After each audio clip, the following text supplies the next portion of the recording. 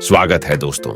आज हम अरनेश कुमार बनाम बिहार राज्य के महत्वपूर्ण मामले का विश्लेषण करेंगे, जिसमें सर्वोच्च न्यायालय ने पतियों के खिलाफ महिलाओं के फर्जी मामलों पर प्रकाश डाला था। लेकिन उससे पहले कृपया हमारे चैनल को फॉलो, शेयर और सब्सक्राइब करें।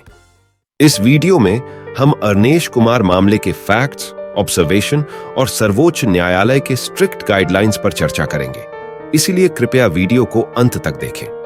मामले का संक्षिप्त तथ्य यह है कि पत्नी ने पति के खिलाफ अपनी मां का समर्थन करने और दूसरी महिला से शादी करने की धमकी देने के कारण सेक्शन 498A के तहत मामला दर्ज किया है और 8 लाख, एक मारुति कार, एक एयर कंडीशनर, एक टेलीविजन और अन्य की भारी मांग के कारण सास और पिता के खिलाफ दहेज के आरोप भी लगाए।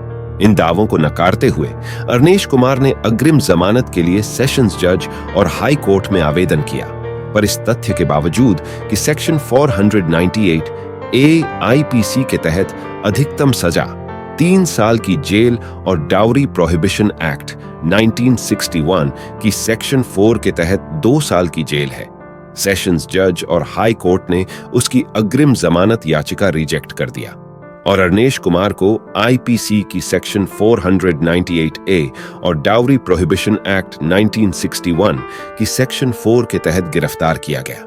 इसलिए अरनेश कुमार ने सर्वोच्च न्यायालय में एक स्पेशल लीव पिटिशन दायर की। दहेज के मामलों में अभियुक्त पति की आकस्मिक गिरफ्तारी सर्वोच्च न्यायालय द्वारा असंतोष का विषय था। सर्वोच्च न्यायालय ने कहा कि मैट्रिमोनियल डिस्प्यूट्स आसमान छू रहे हैं। हम इस देश में शादी का सम्मान करते हैं और इस वजह से पत्नी को पति और उसके रिश्तेदारों द्वारा क्रूरता से बचाने के लिए सेक्शन 498A को शामिल किया गया है। लेकिन सेक्शन 498A के कॉग्नाइजेबल और नॉन बेलेबल ऑफेंस होने के कारण विवाहित महिलाओं द्वारा सेक्शन 498A को ढाल के बजाय हथियार के रूप में उपयोग किया जा रहा है। इन सब पर विचार करने के बाद अदालत ने गिरफ्तारी से संबंधित सख्त दिशा निर्देश जारी किए, जो हैं सभी राज्य सरकारें अपने पुलिस अधिकारियों को निर्देश दें कि सेक्शन 41 CRPC के अनुसार गिरफ्तारी करने की आवश्यकता के बारे में खुद को आश्वस्त किए बिना IPC की सेक्शन 498A के तहत मामला दर्ज होते ही किसी व्यक्ति को गिरफ्तार न करें। सभी पुलिस अधिकारियों को section 41 sub section 1 clause CRPC के तहत एक चेकलिस्ट प्रदान की जाएगी और पुलिस अधिकारी मजिस्ट्रेट के सामने आरोपी को पेश करते समय चेकलिस्ट पेश करेगा और उन कारणों और साक्ष्यों को भी बताएगा जिनके कारण गिरफ्तारी की आवश्यकता थी। एक्यूज्ड को हिरासत में देने से पहले मजिस्ट्रेट पुलिस अधिकारी द्वारा प्रस्तुत रिपोर्ट को देखेगा और ऑर्डर शीट में अपनी संतुष्टि लिखने के बाद ही मजिस्ट्रेट एक्यूज्ड को हिरासत में देगा। यदि पुलिस अधिकारी किसी एक्यूज्ड को गिरफ्तार नहीं करता है तो पुलिस अधिकारी लिखित रूप में कारण बताएगा और मामला दर्ज होने की तारीख से 2 सप्ताह के भीतर मजिस्ट्रेट को भेजेगा। CRPC की सेक्शन 41A के तहत हाजिर होने की सूचना आरोपी को मामला दर्ज करने की तारीख से 2 सप्ताह के भीतर दी जाएगी, जिसे जिले के पुलिस अधीक्षक द्वारा बढ़ाया जा सकता है, लेकिन पुलिस अधीक्षक ऐसा करने के कारण बताएंगे।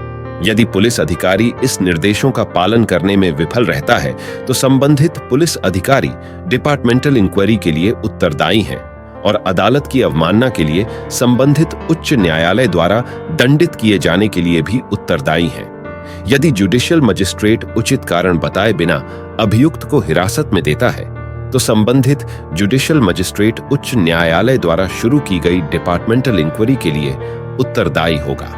और अंत में अदालत ने कहा कि यह निर्देश निम्नलिखित मामलों पर लागू होंगे, जो हैं section 498A of IPC, section 4 of dowry prohibition act और ऐसे मामले जहां अपराध 7 वर्ष और 7 वर्ष से कम के कारावास या जुर्माने से दंडनीय है। मुझे उम्मीद है कि यह वीडियो आप सभी के लिए फायदेमंद होगा। अगले वीडियो में मिलते हैं। धन्यवाद।